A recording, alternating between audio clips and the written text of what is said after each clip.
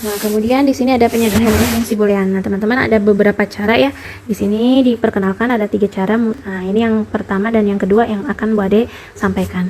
Yaitu pertama, penyederhanaan fungsi boolean itu bisa dengan aljabar boolean ya, dengan menggunakan hukum-hukum yang sudah kita pelajari. Yang kedua adalah dengan peta Carnot. Nah, yang ketiga adalah dengan metode Quine-McCluskey. Teman-teman nanti kita cari ya seperti apa sih metodenya gitu ya. Nah, kita lihat teman-teman untuk penyederhanaan dengan aljabar.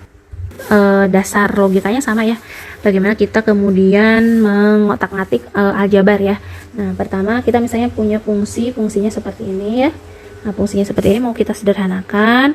Nah, kemudian kita lihat di sini kita bisa operasikan dengan operasi distribusi ya. Jadi x tambah x aksen gitu ya dikalikan dengan x tambah y. Nah, hasilnya kan seperti ini.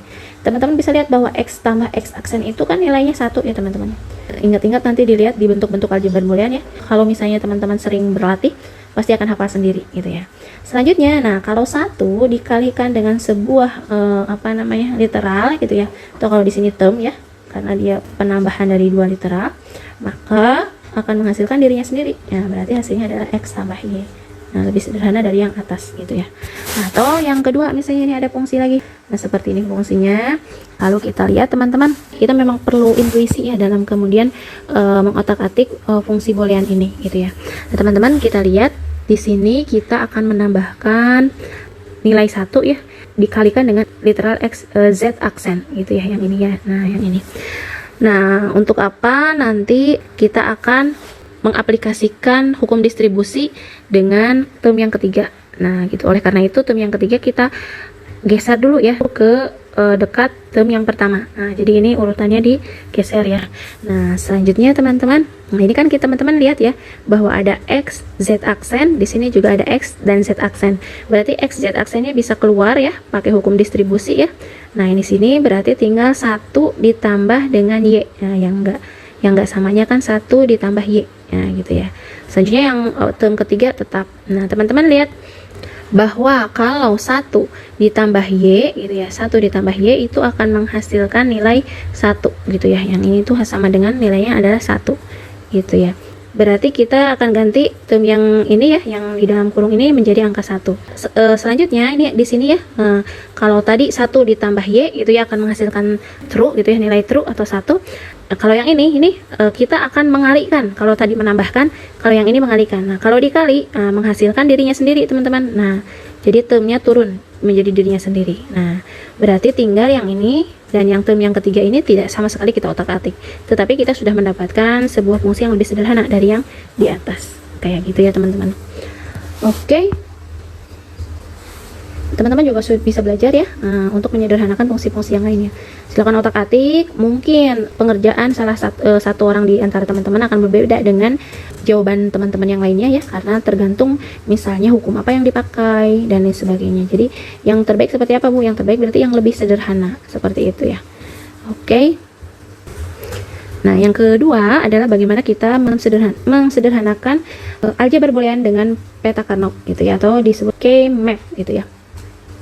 Nah, penemunya Maurice Carnot ya pada tahun 1953. Ini merupakan diagram berbentuk bujur sangkar ya. Tiap kotak merepresentasikan min term. Nah, jadi konsentrasi kita berarti bentuknya ke min term ya, teman-teman. Berarti SOP ya kalau kita ingat-ingat dari yang atas itu ya. Kemudian setiap kotak dikatakan bertetangga jika min termnya hanya berbeda dengan 1 literal. Nah, berbeda 1 literal itu seperti apa?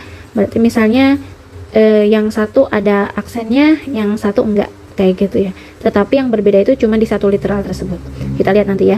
Kemudian peta Carnot dapat dibentuk dari fungsi boolean atau tabel kebenaran. Nah, teman-teman kita lanjutkan. Nah, kita lihat peta Carnot untuk 2 ubah ya. Untuk 2 ubah bentuknya seperti ini peta Carnot itu ya. Jadi bentuknya seperti ini. Di sini ada M0, kemudian M1, M2 dan M3 ya, seperti itu. Jadi kita kalau bisa melihat penulisan min term secara lengkapnya ya, berarti teman-teman lihat di sini adalah x-nya ya, kemudian di sini y-nya. Nah, berarti di sini x-nya kalau yang nilainya 0, yang di sini yang nilainya 1, ini juga sama, y-nya 0, yang di sini 1. Nah, berarti kan kalau 0 0 dua-duanya diaksenkan ya, komplemenkan. Nah, kalau yang ini berarti X-nya yang diaksenkan ya, karena nilainya 0, Y-nya 1 gitu ya. Ini juga sama. Yang ini X-nya yang 1, Y-nya yang 0. Yang ini dua-duanya 1. Berarti nggak ada aksennya dua-duanya ya, atau nggak ada komplemennya dua-duanya. Nah, begitu ya teman-teman. Atau misalnya bisa penulisannya seperti ini ya, langsung ya. Sini X aksen, di sini X. Di sini X aksen, di sini Y. Agar teman-teman gampang nulisnya. Oh, berarti tinggal tulis X aksen, Y aksen, X aksen, Y gitu ya. Kemudian di sini X Y aksen, di sini X Y gitu ya. Seperti itu ya teman-teman ya. Nah, kemudian bagaimana cara merepresentasikannya dengan dari sebuah fungsi boolean. Nah, ini kan fungsinya misalnya ya teman-teman. Nah, kita lihat fungsinya itu ini kan dua variabel ya, dua literal X sama Y.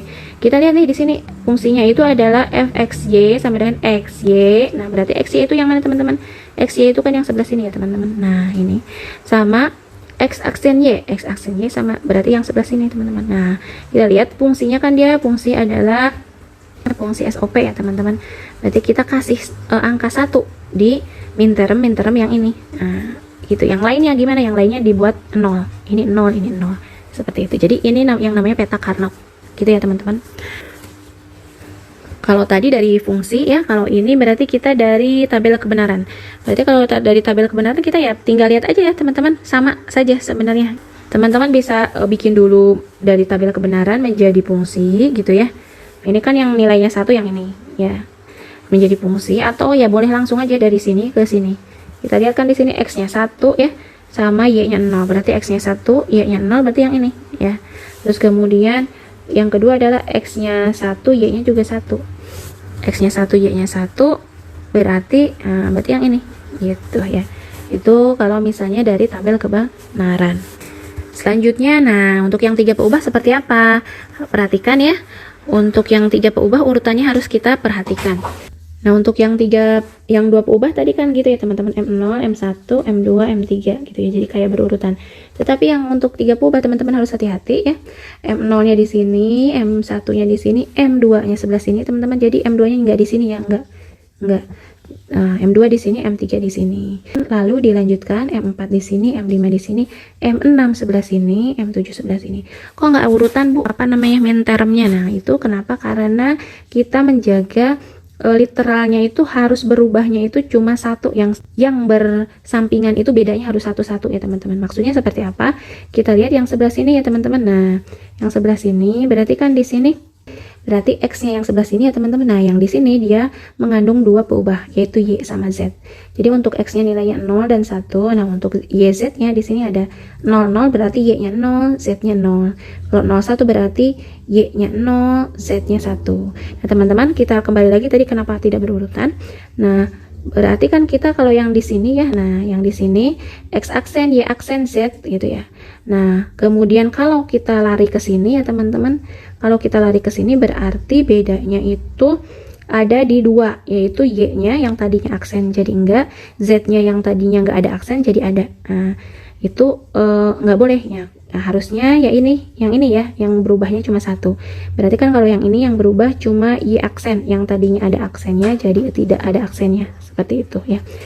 Nah, ini buat apa sih dibuat seperti ini? Nanti ada kegunaannya, yaitu tadi menyederhanakan apa fungsi booleannya, seperti itu ya teman-teman. Nah, teman-teman bisa kita lihat, kita akan menggambarkan peta Carnot untuk fungsi boolean yang ini ya sekarang. Nah, teman-teman, untuk yang 3 peubah ini kita lihat ya. Pertama kan kita mempunyai term pertama ya, yaitu X, Z aksen. Nah, X itu yang mana sih? Gitu ya. X itu kan berarti yang ini ya, yang sebelah sini semua nih. Semua yang ini. Nah, kemudian Z aksen itu yang mana sih? Z aksen itu berarti yang Z-nya nilainya apa, teman-teman? 0 ya. Yang Z-nya itu nilainya 0 semua. Berarti yang mana? Berarti yang ini sama yang ini. Nah, berarti kan kita mengambil irisannya ya teman-teman ya, karena dia kan dikalikan. Jadi irisannya berarti yang mana? Nah, irisannya berarti kita mendapatkan yang ini ya teman-teman. Nah, makanya di sini yang dikasih nilai 1 adalah yang sebelah sini aja, yaitu kotak kedua, kolom ke-1 dan kolom ke-4 ya. Kotak kedua yang ini ya, kolom ke-1 dan kolom ke-4, seperti itu ya teman-teman. Nah, itu tadi belum selesai ya teman-teman. Nah, yang kedua adalah yang Y. Nah, yang literal Y. Yang literal Y itu teman-teman apa? Yang literal Y berarti yang Y-nya semuanya 1. Nah, yang literal Y yang nilainya 1 berarti yang mana? Nah, berarti yang literal 1 kan berarti semua yang ini ya. Nah, ini kan Y-nya semuanya 1 nih. Ini 1, ini 1.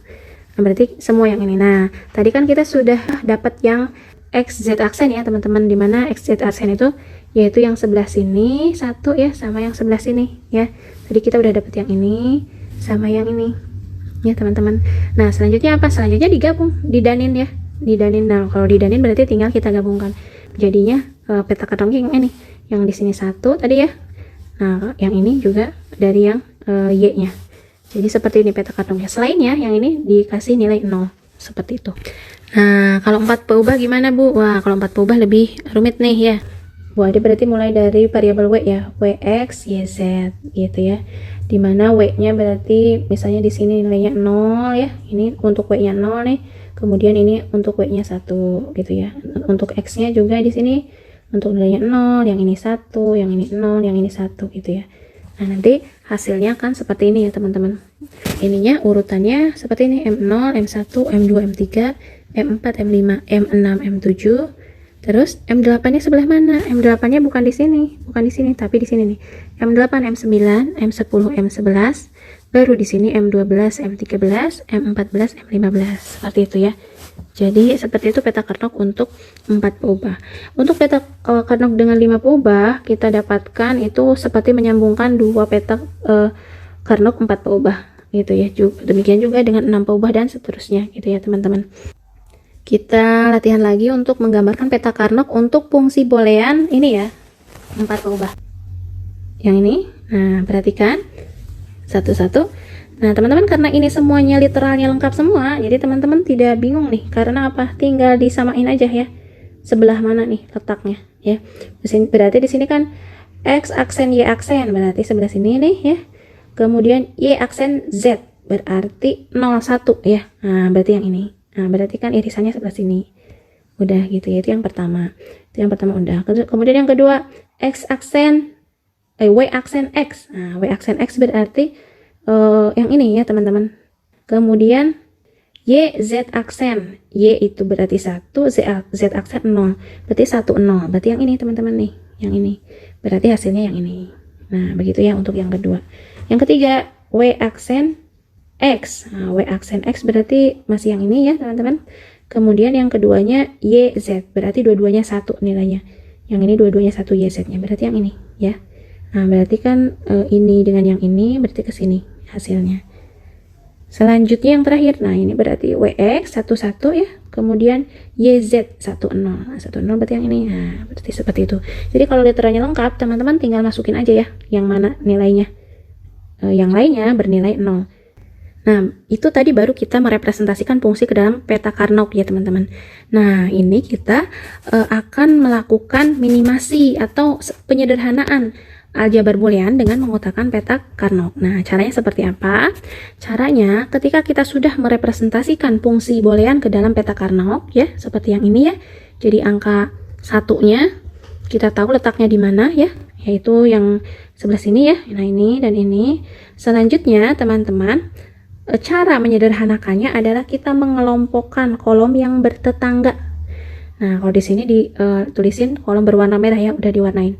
Yang menunjukkan 3 literal yang sama. Nah, 3 literal yang sama seperti apa? Berarti di antara ini ya.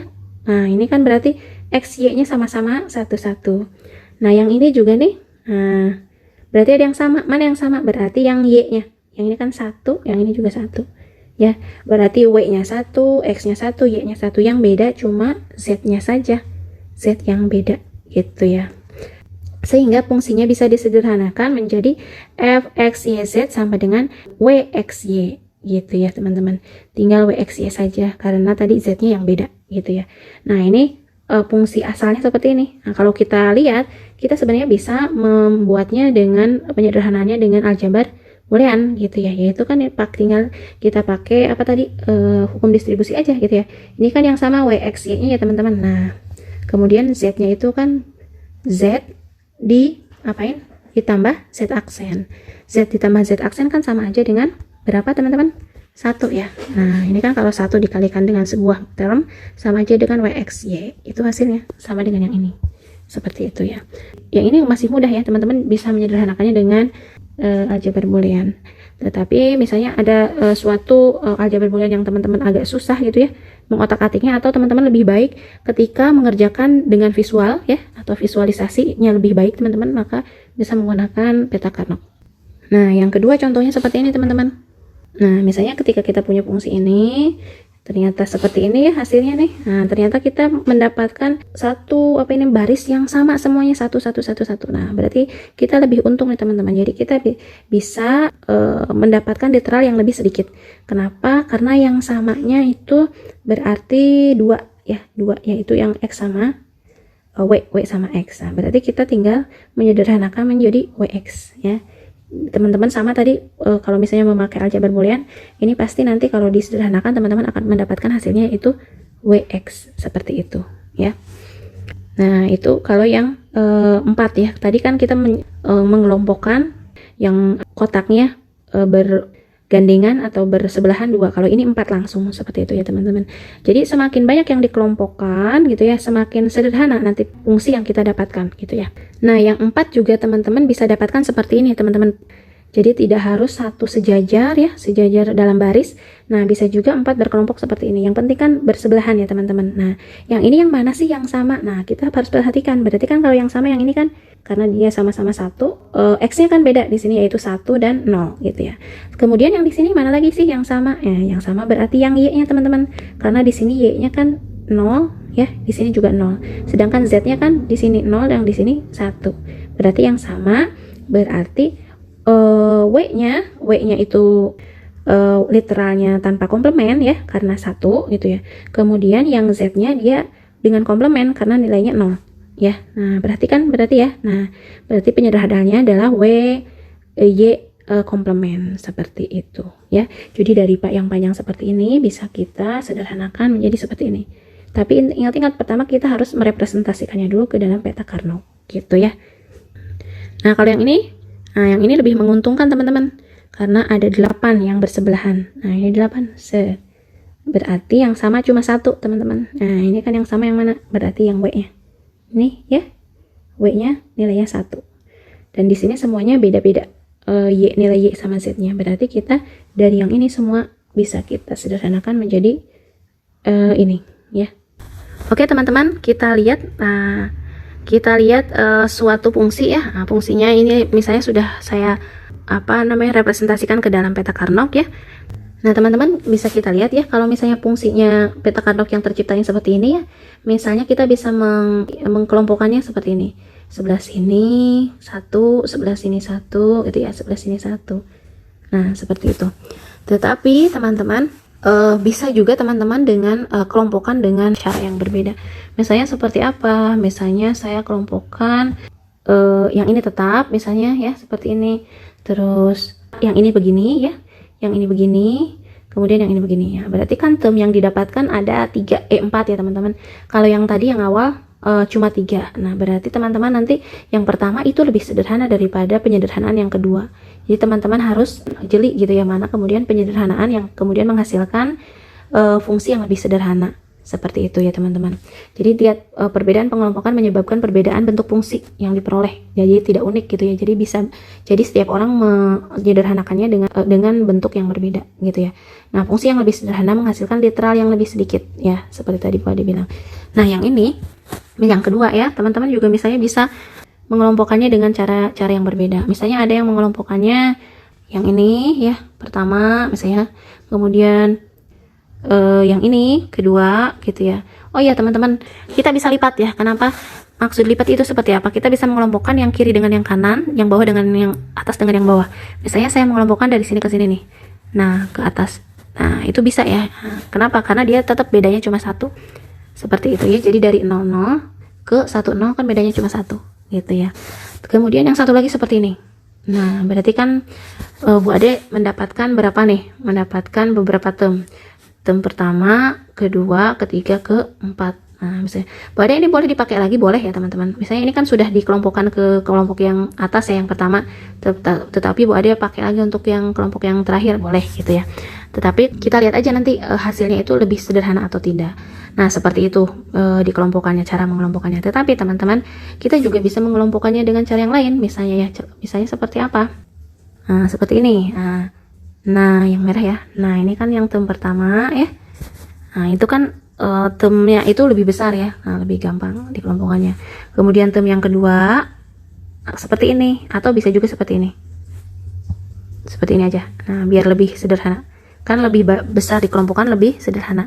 Dan term yang ketiga seperti ini misalnya gitu ya. Jadi teman-teman tadi dari 4 term ya, dari 4 term jadi sekarang jadi 3 term gitu ya. Jadi teman-teman nanti bisa mempunyai fungsi yang berbeda. Kita lihat saja mana yang lebih sederhana, itu yang lebih baik gitu ya. Nah, ini redundant dan pengulangan. Jika pengelompokan tidak dilakukan dengan efektif, kita akan memperoleh term yang tidak perlu atau berlebihan. Nah, misalnya kita bisa mengulang-ulang atau mengambilnya itu terlalu sering gitu ya teman-teman. Kalau Bu Ade tadi kan mengambil salah satu biar dia tidak sendirian gitu ya, jadi lebih sederhana dalam literalnya.